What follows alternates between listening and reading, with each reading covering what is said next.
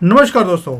China का जो banking है वो पूरा का पूरा कोलैप्स होने वाला है। ये एक बहुत बड़ी खबर सामने आई है और ये एक छोटी मोटी न्यूज़ नहीं है, क्योंकि वर्ल्ड की सेकंड लार्जेस्ट इकॉनमी है और जो बड़े बड़े बैंकिंग जायंट्स हैं वो ऐसे लग रहा है कि तूफान का एक सामना कर रहे हैं आज की डेट में।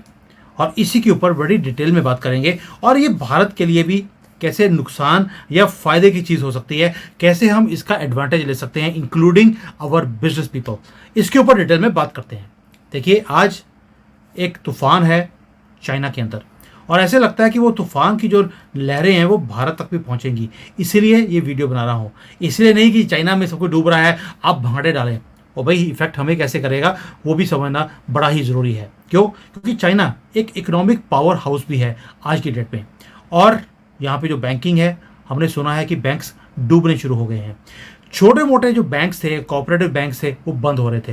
लेकिन अभी जो बड़े बैंक्स हैं उनके अंदर भी थोड़ी सी घबराहट दिखनी मुझे शुरू हो गई है।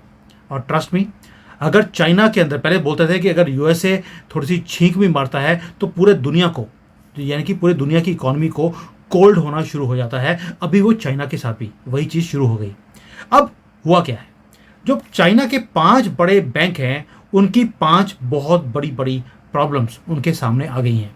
इमेजिन कीजिए, भारत के अंदर state bank of India, ICICI bank, HDFC या कोई और जो टॉप के बैंक्स हैं, सडनली वो ये बोलने शुरू कर दें कि हमारे जो पैसे हैं, जो लोन दिए हैं, वो ख़राब होने शुरू हो गए हैं, वो पैसे वापस नहीं आ रहे। और एग्जैक्टली यही चीज़ चाइना के अंदर जो टॉप के 5 स्टेट ओन्ड बैंक्स हैं उनके साथ होना शुरू हो गया।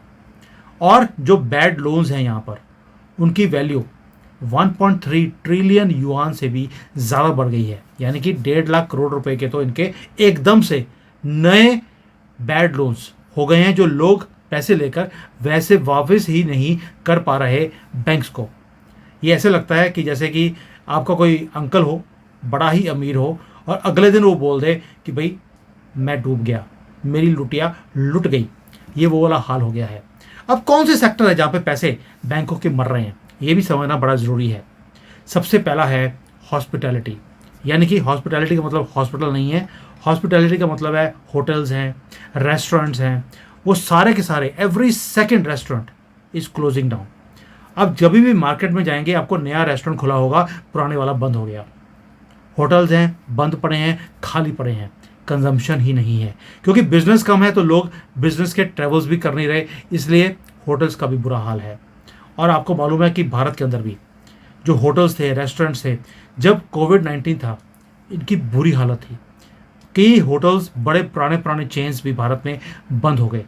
चाइना के अंदर भी वही हाल है। इनकी जो स्ट्रिक्ट एक कोविड-19 को लेकर पॉलिसी थी, उसके कारण उसकी प्राइस ये अप पे कर रहे हैं।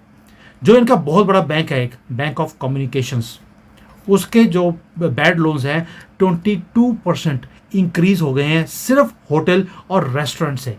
एक बैंक का बता रहा हूँ मैं आपको, बाकियों का जो डाटा है वो इससे भी ज़्यादा खराब है। अभी तो ये शुरुआत है, अभी और जो लोन इन्होंने दिए हुए हैं वो भी बैड होने वाले हैं। क्यों? कंजम्पशन नहीं है, मार्केट में ऑर्डर ही नहीं है।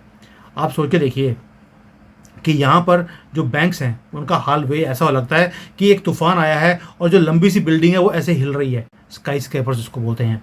और यही सिचुएशन चाइना की भी है। दूसरा मैटर था रियल एस्टेट का। आपने बड़ी बार सुना होगा एवरग्रैंड, बड़े बड़े जो रियल एस्टेट कंपनीज हैं वो डूबती जा रही हैं। और चाइना की ये जो रोलर कोस्टर राइड है, वो उसमें आग लगाने का काम और घी डालने का काम रियल एस्टेट ने भी किया। अब जो बैंक हैं उन्होंने लोन दिए हैं, लोन भी कुछ ज़्यादा नहीं है, 300-400 बिलियन डॉलर के ही हैं। और वो जो लोन्स हैं वो भी मरने शुरू हो गए हैं। जो बैंक्स हैं उनके साथ साथ बैंक भी मरने वाला है, क्योंकि 300 बिलियन डॉलर एक छोटा अमाउंट नहीं होता है। इसलिए जो स्टेक्स हैं बहुत हाई हैं प्रॉपर्टी मार्केट के अंदर, वो भी डूबती जा रही है। चाइना को सिर्फ 1 ट्रिलियन डॉलर चाहिए पूरी कंट्री को ठीक करने के लिए। पैसा है इनके पास, बट गवर्नमेंट अभी खर्चा नहीं कर रही। मैंने कई बार वीडियोस बनाया है इसके ऊपर। बट द प्रॉब्लम इज कि जो बैंक है, बैंक ही शेकी फ्रूटिंग के ऊपर है। क्यों? क्योंकि प्रॉफिट्स कम हो गए। प्रॉफिट्स कम होने का रीज़न है, एक तो बैड डेट्स हो गए, इंक्रीज हो रहे हैं। दूसरा, जो नेट इंटरेस्ट मार्जिन होता है, यानी कि जो पैसा आपने लोन पर दिया और उसके ऊपर जो इंटरेस्ट आप इनकम लेते हैं, दूसरा जो आपके पास डिपॉजिट्स है उसके ऊपर इनकम है, उसका गैप बहुत कम हो गया है, जिसको हम बोलते हैं मुनाफा मार्जिन, वही कम है। इसीलिए इनका जो मुनाफा है वो जो हमारे डोसे का जो होता है ना पतला डोसा, उससे भी कम इनका मार्जिन रह गया है। इसीलिए बैंक्स की हालत खराब है, बैंकों की ब्रांचेस बंद हो रही हैं, लोगों को बाहर निकाला जा रहा है, सैलरियां कट की जा रही हैं बैंक्स के अंदर, ताकि किसी तरीके से इन बैंक्स को बचाया जाए। अब क्या गवर्नमेंट इसमें इंटरवीन कर रही है? यस, गवर्नमेंट ने भी कूद गए। जैसे भारत के अंदर जब भी हमारी मार्केट नीचे आनी शुरू होती है, आरबीआई बीच में इंटरवीन करता है और मार्केट को संभाल लेता है। चाइना का जो सेंट्रल बैंक है उस कभी भी इंटरवीन नहीं करता। पहली बार जो चाइना का सेंट्रल बैंक है उसे इंटरवीन किया करना पड़ा और उन्होंने बॉन्ड्स को खुद बाई और सेल करना शुरू कर दिया, ताकि जो इंटरेस्ट रेट्स हैं वो थोड़े से कंट्रोल में रहे। आप सोच के देखिए, ये ऐसा लग रहा है जैसे कि कोई चेस का चेस मास्टर हो और वो एक सरप्राइज मूव कर दे गेम एंड होने से पहले। वही वाला काम इनके सेंट्रल बैंक ने किया है। अब इसका सारे का जो मैं सारी आपको राम कथा सुनाई है, इसका भारत के लिए मतलब क्या है?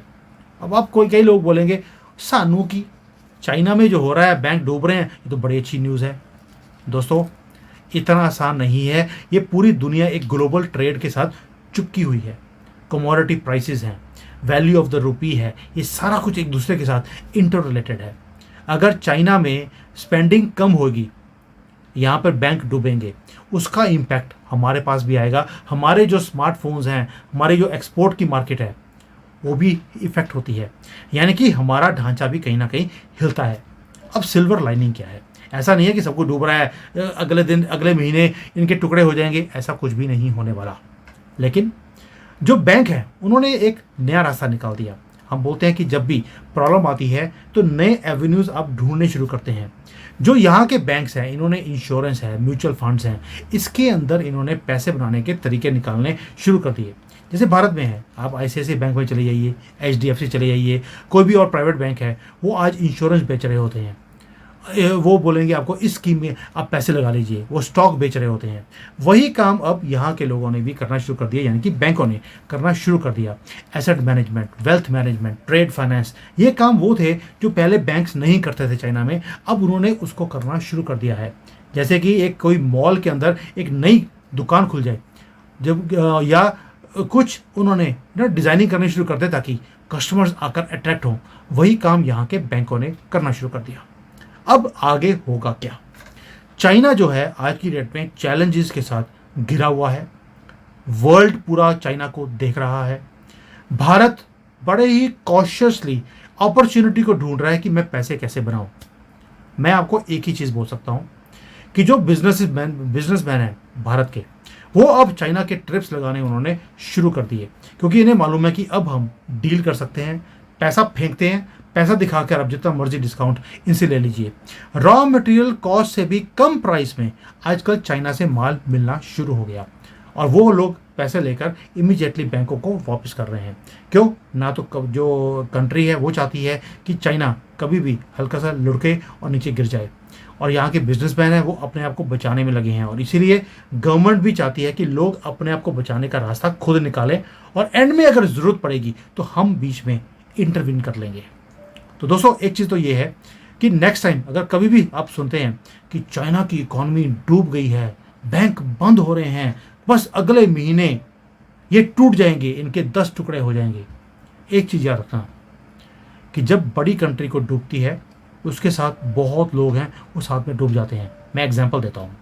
जब यूएसएसआर था तब भारत का एक्सपोर्ट लुधियाना से, मैं लुधियाना से आता हूँ, लुधियाना से बहुत ज़्यादा एक्सपोर्ट रशिया होता था, यूएसएसआर होता था।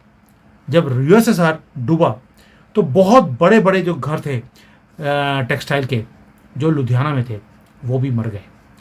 तो ऐसा ही होता है, जब बड़ी कंट्री को डूबती है, साथ में बहुत बड़े बड़े जो बिजनेस हाउसेस होते हैं वो भी डूबने शुरू होते हैं।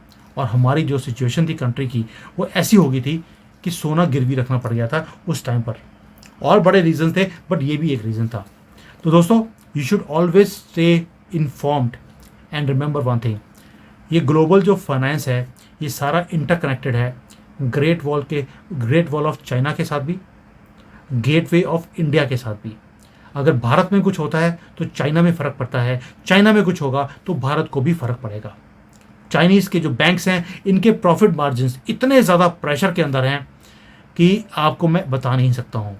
और जो गवर्नमेंट है, गवर्नमेंट ने भी बोला है कि आप लोन दीजिए, प्रॉफिट मार्जिन की चिंता मत कीजिए, हम बीच में इंटरवीन कर लेंगे, लेकिन आप पैसा दीजिए ताकि बिजनेसेस बच सकें। और ये जो बैंक्स हैं मार्जिन कम है, दूसरी तरफ से बैड लोन्स इंक्रीज हो रहे हैं, hotel, restaurants, stores, property market, सब जगह पर मंदी है। और यही चीज़ है जो चाइना को तंग भी कर रही है।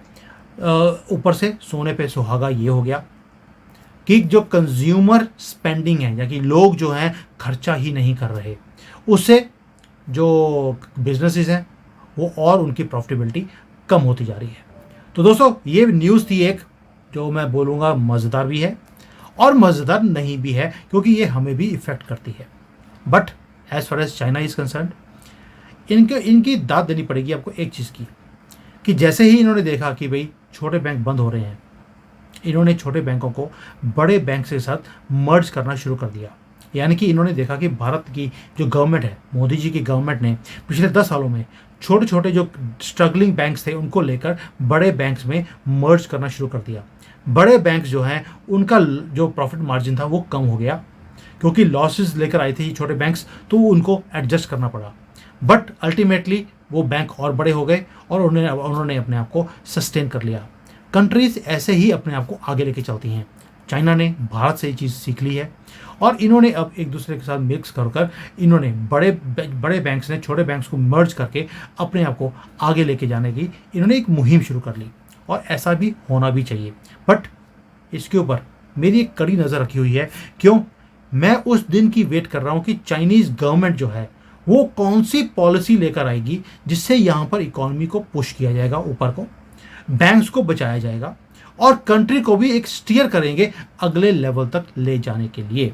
वो अभी तक वो न्यूज़ गवर्नमेंट की तरफ से नहीं आई है। मैं एक्सपेक्ट कर रहा था कि लास्ट मंथ वो कोई ना कोई पॉलिसी बनाएंगे। इतनी मैं आपको गारंटी दे सकता हूँ, जो मुझे रेगुलरली सुनते हैं, पॉलिसी आने से पहले मैं आपको पहले बता दूंगा कि कौन सी पॉलिसी आने वाली है। हम भी नज़र रखे हुए हैं इसके ऊपर। लेकिन एक विषय का चिंता का विषय भी है, वो है जयशंकर जी की स्टेटमेंट। जयशंकर जी ने अभी बोला कि चाइना को समझना बहुत ही मुश्किल है। ये स्टेटमेंट एक छोटी मोटी स्टेटमेंट नहीं है। उनका इशारा किसी बहुत बड़े एक इवेंट के ऊपर उन्होंने ये इशारा किया है कि ये डबल स्टैंडर्ड्स हैं चाइना के, इन्हें समझना मुश्किल है। यानी कि वो कुछ ना कुछ समझते हैं कि चाइना हमारे खिलाफ कोई कार्रवाई करने की कोशिश करेगा। ये क्यों बोल रहा हूँ? जब आप डूब रहे होते हैं, आप अमेरिका का हाल देख लीजिए, जब जब उनकी इकॉनमी डूबती है या डूबने वाली होती है, वो एक युद्ध शुरू कर लेते हैं। क्या जयशंकर जी को लगता है कि चाइना डूबने वाला है या डूब चुका है या चांसेस हैं वो भी अब युद्ध करने की तैयारी में है? ये चीज़ मुझे ऐसा लगता है जयशंकर जी ने उसकी तरफ इशारा करने की कोशिश भी करी थी। तो now that is why this video becomes important for all of us, क्योंकि ये हमारे भविष्य और प्रेजेंट दोनों को टच करता है। क्या हम उसके लिए प्रिपेयर्ड हैं? क्या आप इस सारी चीज़ों के लिए पर्सनली प्रिपेयर्ड हैं? इसका आंसर मुझे ज़रूर देना, और अगर नहीं है तो क्या करना चाहिए किसी न किसी और वीडियो में मैं आपको समझाऊंगा। तब तक के लिए थैंक यू, जय हिंद एंड वंदे मातरम।